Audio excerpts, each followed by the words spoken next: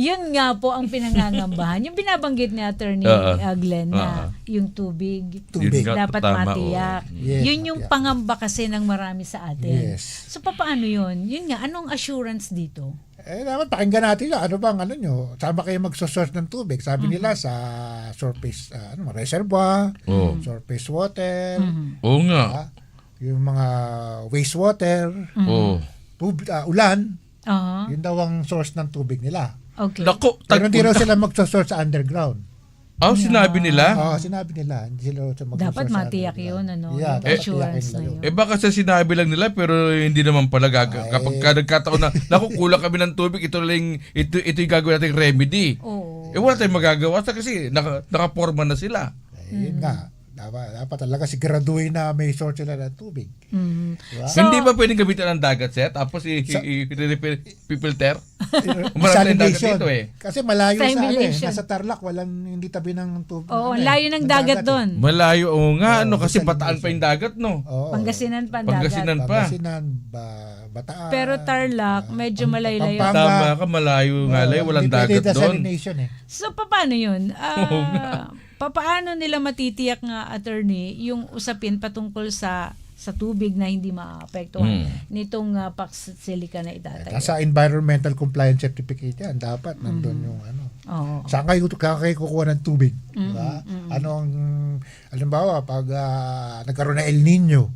So, Yun nga, next year, sir, meron tayo El Nino ngayon, paano yan? Oo. Tapos magiging sa 2020, binabagay siya, sa 2030, lalo pang iinit ang panahon, siyempre kapag umiinit talaga yung panahon, nababawasan tayo ng tubig. yeah, yun ang mga katanungan na dapat nila sagutin. Oo. Ang hirap nito, ha? Ito ang isa sa kasi lumalabas dito sa report, mga kababayan, tinataya nga abot sa 5 million gallon na tubig. Kada araw, yung kakailanganin para lamang palamigin ang mga computer servers. Siyempre maraming ilalagay doon. At ganong kalaki na tubig, yung kadami ng tubig, volume ng tubig. Sa tingin ninyo, ito ba'y makakaapekto sa kalagayan ng ating tubig sa Pilipinas? Yun nga ang mga kinakabahala ng mga tao. Diba? Siyempre, agriculture, diba?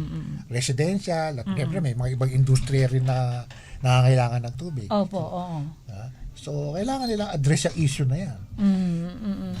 Dapat pala makipag-ugnayan tayo, Glenn. Ano na ang Kaya panahon nang magkaroon po ng Department of Water eh.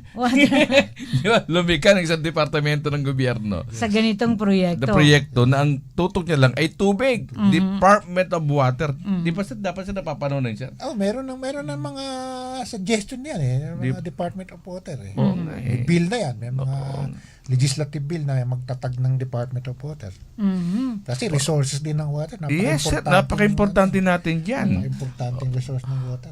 Tsaka sir, kapag nangailangan sila ng tubig, kapag sir bumaha, di ba sir, yung basa, grabe ba, di ba sir? Siguro sir, gawin po ng mga management sa PAX Silica, gumawa ng malaking depot. Reservoir. Na doon po iambak ang tubig, tapos ipipilter, yun ang gagamitin nila. Correct. Yun ang maganda. Pwede di ba sir? Yun ang magandang idea. Diba? Hindi nasasayang yung baha. Hindi nasasayang ang baha, di ba? Yung baha, papupuntahin mo kung saan reservoir talaga, imbak mo yan dyan.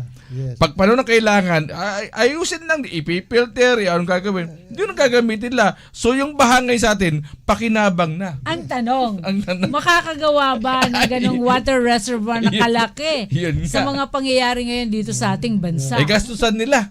Paano nga nila gagastusan kung nasa maleta, kung saan na yung mga maleta?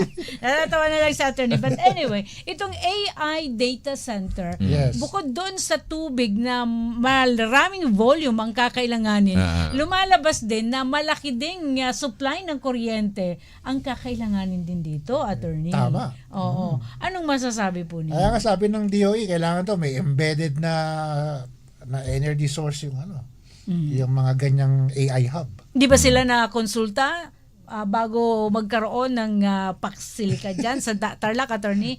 Batay doon sa source nyo sa Department of Energy. Parang parang sabi nga nila, nagsuggest pa lang sila di ba?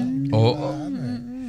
Laila, binabanggit na kuryente, ang dependable power capacity daw sa Philippines, 26 gigawatt. Kapag binanggit na gigawatt, sir, ano na to? Gigawatt is 1,000 megawatt.